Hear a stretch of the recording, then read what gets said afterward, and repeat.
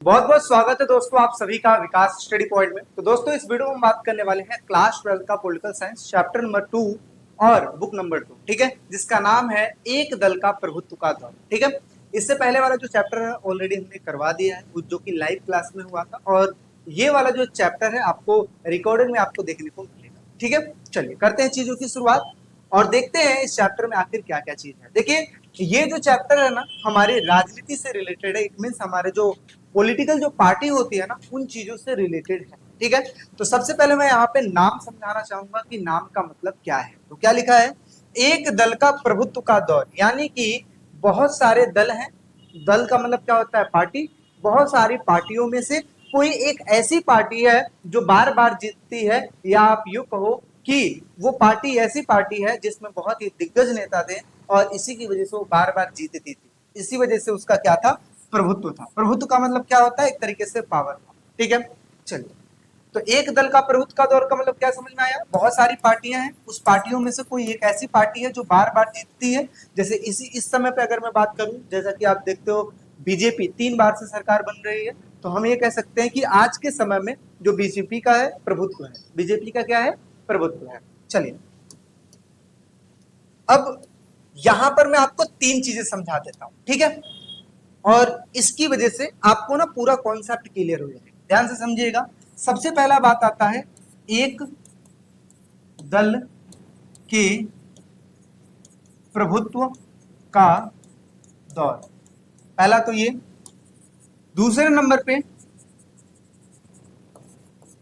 एक दलीय व्यवस्था, और तीसरे नंबर पे बहुदलीय व्यवस्था।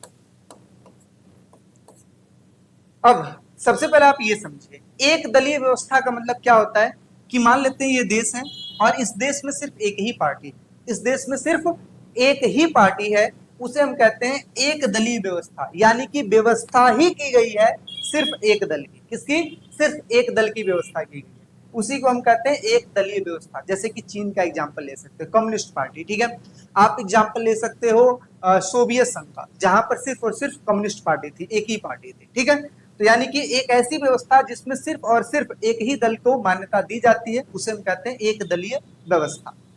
बहुदलीय व्यवस्था का मतलब क्या होता है, एक देश में बहुत सारी पार्टियां आ सकती हैं, बहुत सारी पार्टियां बना सकती हैं। इवन हम भी चाहें तो अपनी एक पार्टी बना सकते हैं। ठीक है, कैसे पार्टी बनती है, बस वही है कि आप समाज सेवी होने चाहिए, जनता की सेवा करो, धीरे धीरे धीरे धीरे धीरे आपको जनता सपोर्ट करने लगेगी, आप अपनी पार्टी तैयार कर लो। ठीक है, तो इसमें क्या होता है कि बहुत सारी पार्टियां हो सकती हैं। ठीक है, समझ पा रहे हो, इसमें सिर्फ एक ही पार्टी रहेगी, इसमें बहुत सारी पार्टियां हो सकती हैं, और जिसको भी सबसे ज्यादा वोट मिलेगा वो जीत जाएगा। इसी को हम कहते हैं बहुदलीय व्यवस्था। अच्छा, इसमें एक चीज और होता है क्या, कि कई बार एक पार्टी को ज्यादा वोट नहीं मिलता है, तो इसमें 2 या 2 से अधिक पार्टियां, मान लो 4 पार्टियां मिलकर अपनी सरकार बना ली। ठीक है, इसमें क्या होता है, 3-4 पार्टियां मिलकर अपनी सरकार बना ली, इसी को हम कहते हैं गठबंधन। ठीक है, इसी को हम क्या कहते हैं, गठबंधन कहते हैं। ठीक है, गठबंधन की सरकार। तो इसमें 2 या 2 से अधिक पार्टियां जब आपस में मिलकर कोई सरकार बना लेती है, तो उसी को हम कहते हैं गठबंधन की सरकार। यहां तक समझ में आ गया। अब पहले वाले का क्या मतलब है, एक दल के प्रभुत्व का दौर का मतलब क्या हुआ। अब जैसे मान लेते हैं ये देश है और इस देश में कई सारी पार्टियां हैं, और इस पार्टियों में से एक पार्टी ऐसा काम कर रही है जो बार बार जीत रही है, वही बार बार जीत रही है, तो हम इसको में कह सकते हैं कि एक दल का प्रभुत्व है। यानी कि एक ही पार्टी बार बार जीत रही है, इसका मतलब क्या हुआ, इसका पावर है, इसका वर्चस्व है, इसको हरा कोई नहीं सकता है। इसी को हम कहते हैं एक दल के प्रभुत्व का दौर। यहां तक कोई दिक्कत, आई होप सो नहीं होगी। एक दलीय व्यवस्था सिर्फ एक पार्टी, बहुदलीय व्यवस्था बहुत सारी पार्टियां, और जब 2 या 2 से अधिक पार्टियां मिलकर सरकार बना लेती है तो उसी को गठबंधन सरकार कहते हैं। एक दल के प्रभुत्व का दौर का मतलब क्या होता है कि बहुत सारी पार्टी हैं लेकिन एक ही पार्टी बार बार जीत रही है, उसी को हम कहते हैं एक दल के प्रभुत्व का दौर। यहां तक समझ में आ गया। तो चैप्टर का नाम क्या हुआ, चैप्टर का नाम है एक दल के प्रभुत्व का दौर, यानी कि बहुत सारी पार्टियों में से कोई एक ही पार्टी बार बार जीते जा रही है, इसी को कहते हैं एक दल के प्रभुत्व का दौर। अब मैं आपको यही क्लियर कर लूं कि जब देश आजाद हुआ, देश कब आजाद हुआ, जल्दी से कमेंट सेक्शन में आप लोग बताइए। देश जब आजाद हुआ, ठीक है, कब आजाद हुआ, 1947 में। जब देश आजाद हुआ तो आजादी के बाद जब इलेक्शन की बात आती है तो उसमें जब इलेक्शन होता है तो इलेक्शन कमीशन बैठाया जाता है जिसको चुनाव आयोग कहते हैं।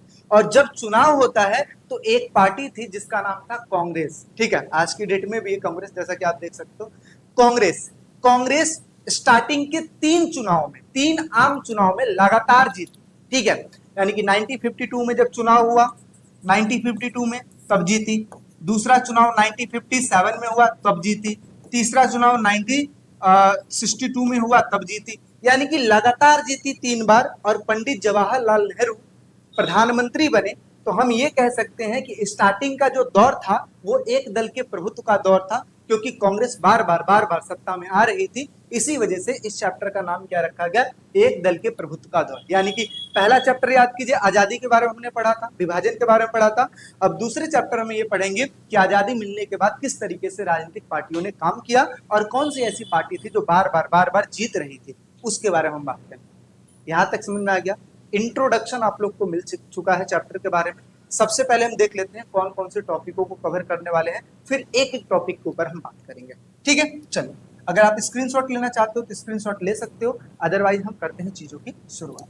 ठीक है, चलिए, क्या टॉपिक करने वाले हैं? सबसे पहले हम पढ़ने वाले हैं एक दलीय प्रभुत्व का दौर का क्या मतलब होता है, एक दलीय व्यवस्था जो कि मैंने आपको इंट्रोडक्शन समझा ही दिया है, बहुदलीय व्यवस्था जो भी समझा दिया, लोकतंत्र स्थापित करने की क्या क्या चुनौतियां थी, यानी कि लोकतंत्र व्यवस्था यानी कि डेमोक्रेसी जब स्थापित करनी थी तो कौन कौन सी चुनौतियां आई, चुनाव आयोग क्या होता है, इसकी क्या चुनौतियां थी, मतदान के तरीके था उसमें क्या क्या बदलाव देखने को मिले, निर्वाचन की व्यवस्था में क्या सुधार किए गए। ये सब चीजें आप लोग 11th क्लास में भी पढ़े हो कि किस तरीके से चुनाव में सुधार की बात की गई है, कौन कौन से सुधार की जरूरत थी। ठीक है, आगे भारत की सभी राष्ट्रीय पार्टियों की सूचियां हैं कि कौन कौन सी ऐसी पार्टियां हैं जो कि नेशनल पार्टी है, उसके बारे में हम बात करने वाले हैं। ठीक है,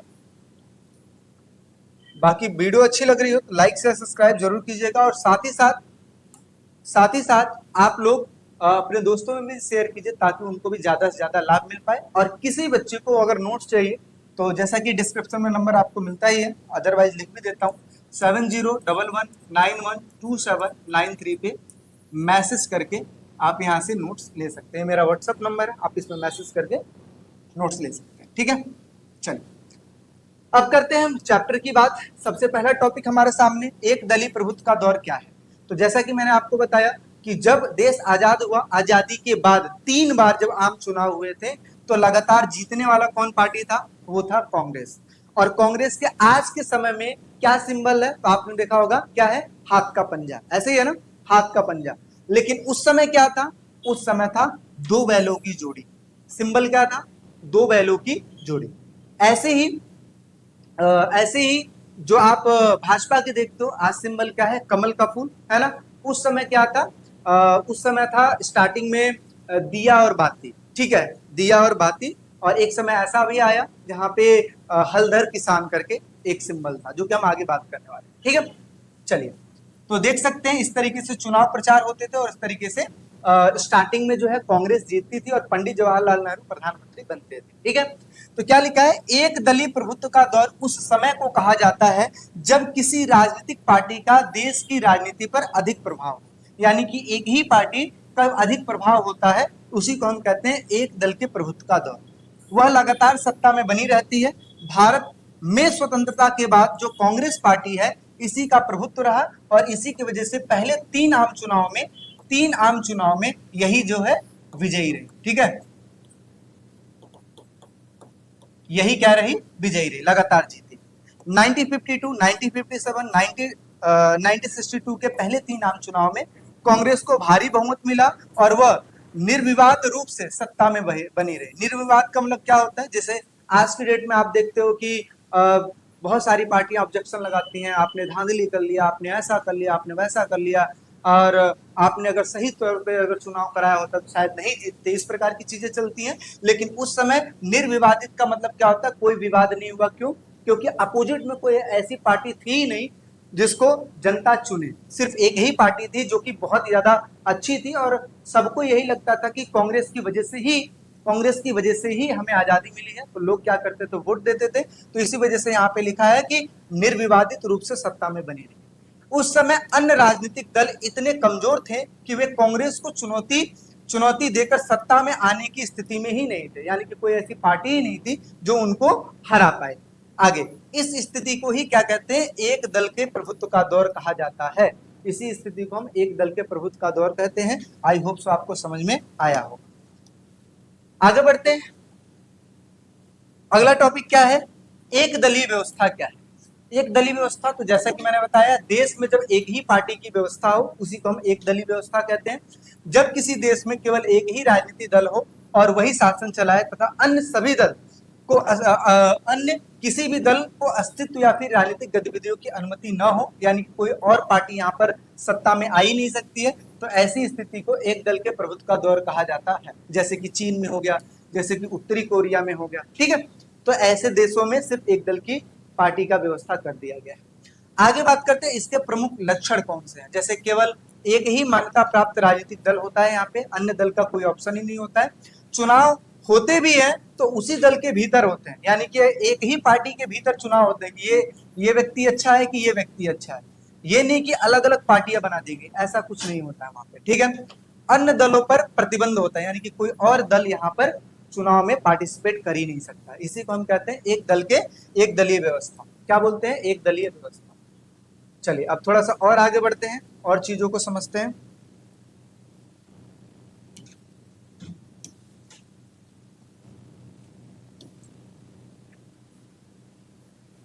हाँ, ये वाला चीज, ठीक है। बहुदलीय व्यवस्था। बहुदलीय व्यवस्था क्या है, तो जैसा कि मैंने बताया कि एक देश है, एक देश में बहुत सारी पार्टियां हैं और कोई भी यहाँ पे अपनी पार्टी बना सकता है जिसको जनता समर्थन देती है, तो वो बहुदलीय पार्टी में आता है। तो क्या लिखा है, बहुदलीय व्यवस्था एक ऐसी राजनीतिक व्यवस्था है जिसमें दो या दो से अधिक राजनीतिक दल सक्रिय रूप से चुनाव लड़ते हैं और सत्ता प्राप्त करने की स्थिति में होते हैं, यानी कि कोई भी चुनाव लड़ सकता है, कोई भी जीत सकता है, इस प्रकार की स्थिति होती है यहाँ पे। इसमें सभी दलों को अपनी विचारधारा और नीतियों के आधार पर जनता से समर्थन लेने की स्वतंत्रता होती है, यानी कि कोई भी पार्टी अपने परफॉर्मेंस के बिहाफ पे, अपने काम के बिहाफ पे जनता से वोट ले सकती है, ठीक है। आगे बात करते हैं कि बहुदलीय व्यवस्था की विशेषताएं क्या हैं। तो विशेषताओं में सबसे पहला, इसमें दो या दो से अधिक राजनीतिक दल चुनाव लड़ सकते हैं। कई बार किसी एक ही पार्टी को स्पष्ट बहुमत नहीं मिलता है, तो कई बार क्या होता है, दो या दो से अधिक पार्टियां जो है आपस में मिलकर क्या बना लेती हैं, गठबंधन बना लेती है। क्या बना लेती है, गठबंधन। तो लिखा है कई बार गठबंधन सरकार भी बन जाती है। यह व्यवस्था जनता को विचारों तथा विकल्पों की विविधता देती है। इसका मतलब क्या हुआ कि जनता को एक ऑप्शन देती है कि आपको कौन सी पार्टी अच्छी लग रही है। ये पार्टी लग रही है तो इसको जिताओ, ये पार्टी लग रही है तो इसको जिताओ, जो भी पार्टी आपको अच्छी लग रही है उसको आप जिता सकते हो, ठीक है। जिस तरीके से आप देख सकते हो दिल्ली में जब चुनाव हुआ तो स्टार्टिंग से कौन जीतते आ रहा था, वो आम आदमी पार्टी जीतते आ रही थी, लेकिन अभी कौन जीत गया, अभी भाजपा जीत गई। तो जनता जिसको सपोर्ट करेगी वही चुनाव में खड़ा हो सकता है, मतलब चुनाव में तो खड़ा हो सकता है और साथ ही साथ जीत सकता है ना, इस प्रकार की चीज। बहुदलीय व्यवस्था में सरकार को जनता के प्रति उत्तरदायित्व और जवाबदेह रहना पड़ता है। क्या रहना पड़ता है, उत्तरदायित्व और जवाबदेह। अगर कोई जवाबदेह या फिर रिस्पॉन्सिबल नहीं होता है तो ऐसी स्थिति में आगे चल के जनता उसको हरा देती है, यानी कि वोट ही नहीं देगी तो वो सत्ता में आएगा ही नहीं। आगे यहाँ पे नोट करने वाली बात क्या है कि भारत में 1989 के बाद कई बार गठबंधन सरकार भी बनी रही और इसी को हम क्या कहते हैं, जो कि बहुदलीय व्यवस्था का एक तरीके से उदाहरण है। तो आपसे कोई क्वेश्चन ये पूछे कि भारत में गठबंधन का युग कब से शुरू हुआ, तो आप यहाँ पे आंसर बता सकते हो 1989। और ये कई बार एग्जाम में पूछा गया है कि गठबंधन का युग भारत में कब शुरुआत हुआ, तो आप कह सकते हो 1989, ठीक है। चलिए यहाँ तक आप लोग ने चीजें समझ लिया, 3 टॉपिक अपना कंप्लीट हुआ। अब थोड़ा सा और आगे बढ़ते हैं, चीजों को और समझते हैं। स्टार्टिंग में अगर मैं बात करूं तो लोकतंत्र की व्यवस्था स्थापित करने की बहुत सारी चुनौतियां थी। क्यों चुनौतियां थी, क्योंकि स्टार्टिंग में देखा जाए तो किसका राज चल रहा था, ब्रिटिश सरकार का राज चल रहा था, अपने हिसाब से राज कर रही थी, जहां पर सारा डिसीजन ब्रिटिश सरकार के द्वारा लिया जा रहा था। लेकिन आजादी मिलने के बाद ये कहा गया कि अब किसका डिसीजन लिया माना जाएगा, तो लोगों ने कहा कि यहाँ पर लोकतंत्र की व्यवस्था हो। लोकतंत्र की व्यवस्था कैसे, जहां पर एक एक व्यक्ति का अपना अपना सपोर्ट होना चाहिए, एक एक व्यक्ति का अपना अपना डिसीजन होना चाहिए। तो ऐसे में ये आया कि अगर हम कोई भी मान लो डिसीजन लेना हो और सबसे पूछने लगे तो ऐसे तो बहुत टाइम लग जाएगा क्योंकि करोड़ों की आबादी है। तो उन्होंने कहा एक काम करते हैं, ऐसे में लोकतंत्र के हिसाब से हम चुनाव करवाते हैं और इसी वजह से चुनाव आयोग की स्थापना हुई, जो कि चुनाव कराने की पूरी रिस्पॉन्सिबिलिटी, ठीक है। तो तो उन्हीं चीजों के बारे में हम पढ़ने जा रहे हैं कि आखिर किस तरीके से भारत में लोकतंत्र की स्थापना हुई और उसकी क्या क्या चुनौतियां। देखिए क्या लिखा है, भारत जब आजाद हुआ तो देश में गरीबी और शिक्षा, मतलब इतने इस स्टेज पे जो हम देखते हैं ना, पढ़ाई को इतना ज्यादा महत्व दिया जाता है, लेकिन पहले ऐसा नहीं था। तो बहुत ज्यादा गरीबी थी, अशिक्षा थी, बेरोजगारी थी और बहुत सारी समस्याएं थी। इतने बड़े और विविधता वाले देशों में लोकतंत्र लागू कर पाना आसान नहीं था। क्यों नहीं था? क्योंकि हमारा देश तो छोटा मोटा देश है नहीं, पहली बात तो ये। दूसरी चीज विविधता, विविधता का मतलब क्या होता है, बहुत सारी वैरायटी। आप देखिए अलग अलग जगह है, अलग अलग भाषाएं हैं, अलग अलग खान पान है, अलग अलग संस्कृतियां हैं। तो ऐसे में हमारे इधर वैरायटी बहुत है, वेरिएशन बहुत है, विविधताएं बहुत है। ठीक है। 1951 से 52 में भारत में जब पहला आम चुनाव हुआ तो दुनिया का सबसे बड़ा ये चुनाव कहा गया। क्या कहा गया? दुनिया का सबसे बड़ा चुनाव कहा गया। चुनाव आयोग ने लाखों लोगों के लिए मतदान की व्यवस्था की, जिसमें से बहुत से लोग पहली बार वोट दिए थे। किसी पहली बार बहुत सारे लोगों ने वोट दिया था, क्योंकि अंग्रेजों का शासन चल रहा था ना, उस समय वोटिंग और इस तरीके की चीजें ज्यादा थी नहीं। आगे, आजादी के बाद कांग्रेस पार्टी बहुत मजबूत थी और लगातार चुनाव में जीतती रही, क्योंकि मैंने बताया ना कि कांग्रेस पार्टी को सब ऐसा कहते थे कि इसी की वजह से आज जो हमारा इंडिया है वो आजाद हुआ है ना। इसी वजह से लोग क्या करते थे, जाकर अपना वोट देते थे और कांग्रेस पार्टी को जिताते थे। आगे बात करते हैं, आगे क्या लिखा है, कांग्रेस का जो प्रभुत्व था, कांग्रेस का प्रभुत्व था, लेकिन चुनाव निष्पक्ष था, स्वतंत्र होते थे। यानी कि हम ऐसा भी नहीं कह सकते थे कि कांग्रेस धांधली करके जीत जाती थी, ऐसा भी नहीं कह सकते थे, क्योंकि उस समय निष्पक्ष भी होता था और खासकर स्वतंत्र भी होता था। इसी वजह से हम कह सकते हैं कि लोकतंत्र यहाँ पर बना हुआ था, जहां पर हर एक इंडिविजुअल व्यक्ति जाता था, वोट देता था और जिसको भी वोट देता था वो चुनाव में जीत जाता था। आगे, दूसरी राजनीतिक पार्टी भी मौजूद थी, लेकिन वे कमजोर थी और सत्ता में नहीं आ सकते। जैसे उस समय भी अगर पार्टियों की बात करें तो बहुत सारी पार्टियां थी, लेकिन वो इतनी मजबूत नहीं थी जितनी की कांग्रेस पार्टी थी और उसको टक्कर दे पाती। ठीक है। आगे, संसद, न्यायपालिका, चुनाव आयोग जैसे लोकतांत्रिक संस्थानों को मजबूत करना एक बहुत बड़ी चुनौती थी, क्योंकि उस समय हमारे लिए संसद भी नया नया था, न्यायपालिका भी नई नहीं थी, और साथ ही साथ चुनाव आयोग जिसकी स्थापना की गई थी ताकि चुनाव निष्पक्ष रूप से कराया जा सके। तो स्टार्टिंग में तो दिक्कतें थी, लेकिन आगे चलकर सभी चीजों को सॉर्ट आउट कर दिया गया। आगे क्या लिखा है कि लोगों में लोकतांत्रिक मूल्यों तथा अधिकारों के बारे में जागरूकता फैलाना भी जरूरी था। और इन सब चुनौतियों के बावजूद भारत ने लोकतंत्र को सफलतापूर्वक स्थापित किया। यानी कि सारे चैलेंजों को फेस करते करते भारत ने क्या किया, लोकतंत्र को स्थापित किया, सारे चैलेंजों को देखते देखते। ठीक है। तो इस वजह से हम कह सकते हैं कि जो स्टार्टिंग का जो दौर था वो थोड़ा सा कॉम्प्लिकेटेड तो था ही, चुनौतीपूर्ण तो था ही, लेकिन आगे चल के हमने सारी चीजों को फेस किया और इस तरीके से भारत में हमने क्या स्थापित किया, लोकतंत्र की स्थापना कर दी। अब टॉपिक आता है चुनाव आयोग। अब ये चुनाव आयोग वही है जिसने जिसने चुनाव को कराने की जिम्मेदारी अपने पास रखी। तो देखिए क्या लिखा है, चुनाव आयोग। चुनाव आयोग भारत की एक स्वतंत्र और वैधानिक संस्था यानी कि कानूनी संस्था है। इसका मुख्य काम है देश में स्वतंत्र और निष्पक्ष चुनाव को कराना। चुनाव आयोग की स्थापना कब की गई थी? 25 जनवरी 1950। ठीक है। यानी कि 26 जनवरी को हमारे देश में कानून लागू किया गया था, यानी कि संविधान को लागू किया गया था, और उससे एक दिन पहले यानी कि 25 जनवरी 1950 को देश में चुनाव आयोग की स्थापना की गई थी। यह वह संस्था है, यह संस्था लोकसभा, राज्यसभा, विधानसभा, राष्ट्रपति, उपराष्ट्रपति के चुनाव को कराती है। चुनाव आयोग के प्रमुख को चुनाव आयुक्त भी कहा जाता है, यानी कि चीफ ऑफ इलेक्शन कमिश्नर भी कहा जाता है। ठीक है। चुनाव आयोग के पास चुनाव से जुड़ा सारा नियंत्रण भी होता है, जैसे मतदाता केंद्र बनवाना, यानी कि जहां पर एक ऐसा केंद्र बनवाना जहां पर लोग जाकर वोट दे पाए, मतदाता सूची बनवाना कि कौन कौन वोट दे सकता है, इसका लिस्ट तैयार करो, ईवीएम मशीनों का उपयोग करना ताकि इलेक्ट्रॉनिक वोट, पहले स्टार्टिंग में पर्ची वगैरह डालते थे ना तो धांधली हो जाती थी, लेकिन जब मशीन आ गया, ईवीएम मशीन आ गया, इलेक्ट्रॉनिक मशीन आ गया, तो लोग क्या करते थे, सीधा जाते थे, वोट देके आ जाते। ठीक है। अब यहाँ पे क्वेश्चन आता है कि चुनाव आयोग के पहले जो आयुक्त थे वो कौन थे? तो आप कहोगे सुकुमार सेन। सुकुमार सेन ये पहले चुनाव आयुक्त थे। तो ये भी कई बार क्वेश्चन में पूछ लेता है। तो इलेक्शन कमीशन की स्थापना क्यों हुई? तो जैसा कि आपको पता है, इलेक्शन कमीशन की स्थापना इसलिए हुई ताकि चुनाव निष्पक्ष रूप से हो पाए और एक जिम्मेदारी उनके पास रहे कि हाँ हमारी सिर्फ जिम्मेदारी यहाँ पे चुनाव करानी। ठीक है, चलिए अब थोड़ा सा आगे बढ़ते हैं।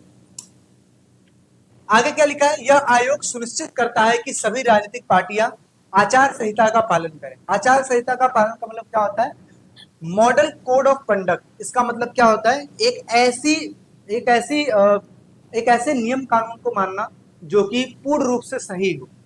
आचार संहिता मतलब एक समझो कि स्पेशल ऑर्डर होता है कि जब चुनाव आएगा ना तो कितने दिन तुम चुनाव प्रचार कर सकते हो, कितने दिन पहले तुम्हें चुनाव को प्रचार को रोकना है और किस तरीके से आपको चुनाव करवाना है या क्या क्या आप कर सकते हो क्या नहीं कर सकते हो। इन सभी चीजों का जो लिस्ट होता है ना ये आचार संहिता में होता है।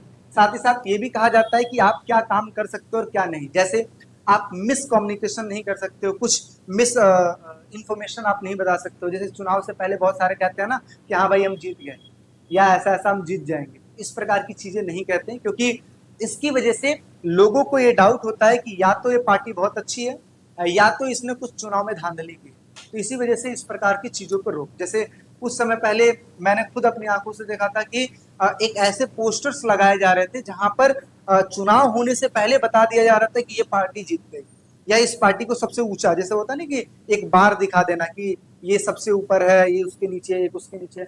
तो ये मिस इन्फॉर्मेशन है। अगर आप इस प्रकार की चीजें आप मार्केट में अगर करते हो तो लोगों के दिमाग में उल्टी सीधी चीजें चलती हैं और इसी की वजह से आचार संहिता लागू की जाती है। आगे, चुनाव आयोग पूरी तरीके से स्वतंत्र होता है, यानी कि सरकार भी इसके काम में कोई दखल अंदाजी नहीं करती है, वो अपने हिसाब से चुनाव कराती है।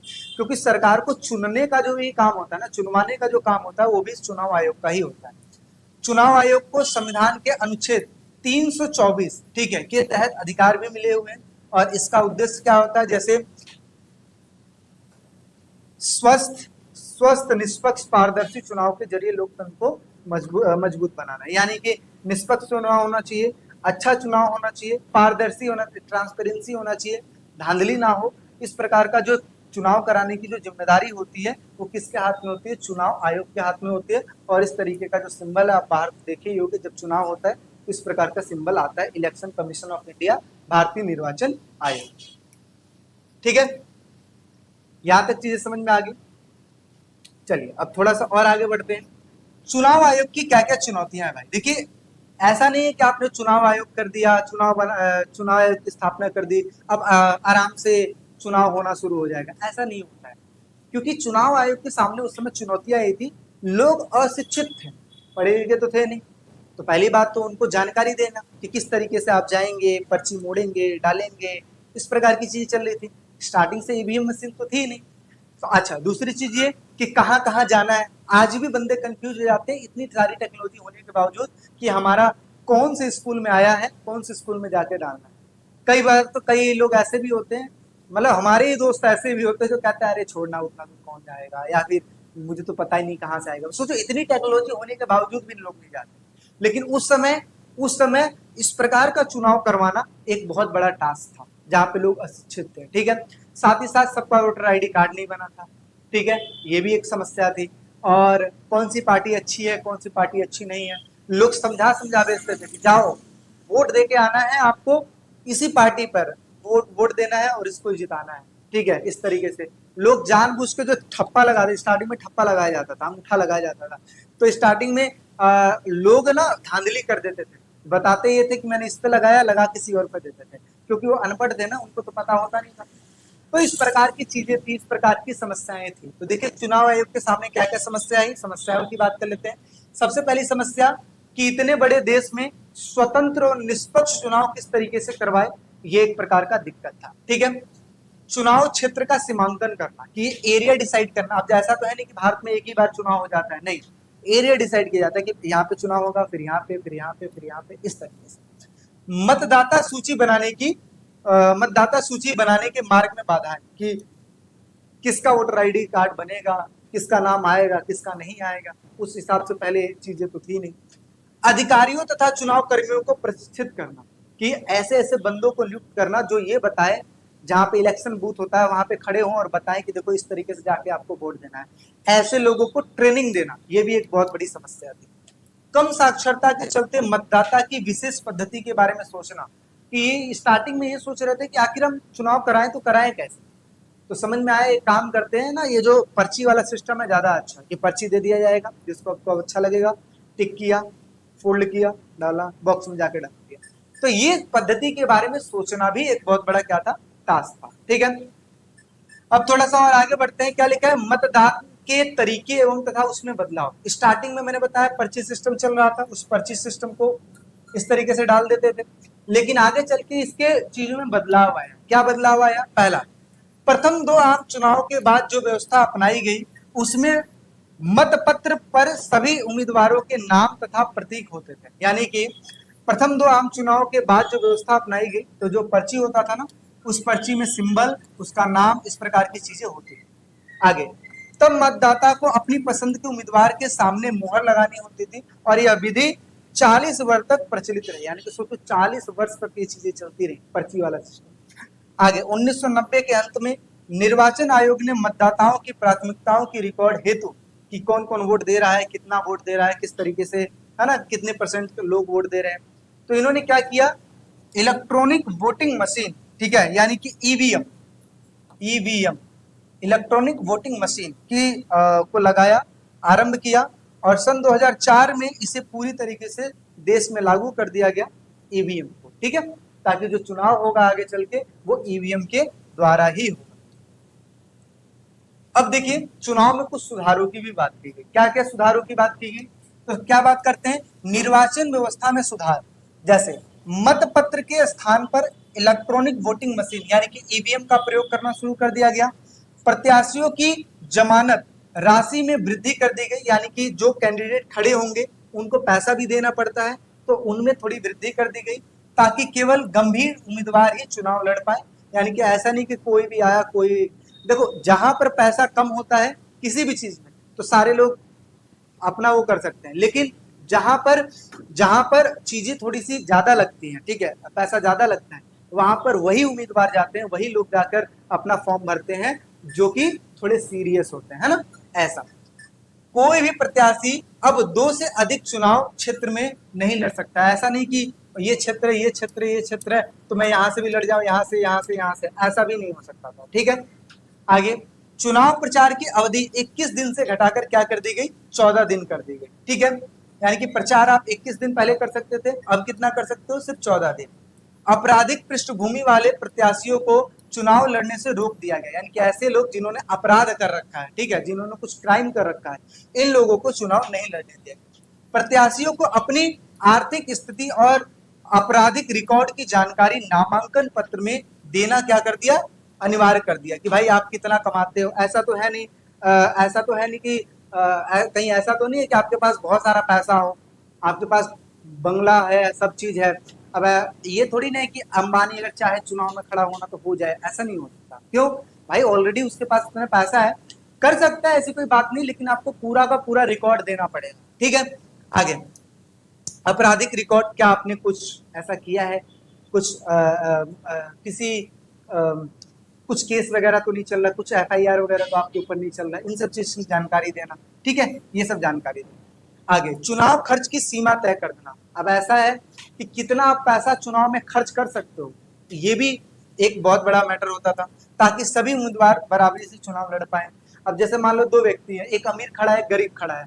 अब अमीर के पास पैसा कम है तो उतना ही चुनाव कर पाएगा ना, लेकिन उतना ही चुनाव प्रचार कर पाएगा, लेकिन जो अमीर है वो तो पूरा अच्छे से कर पाएगा।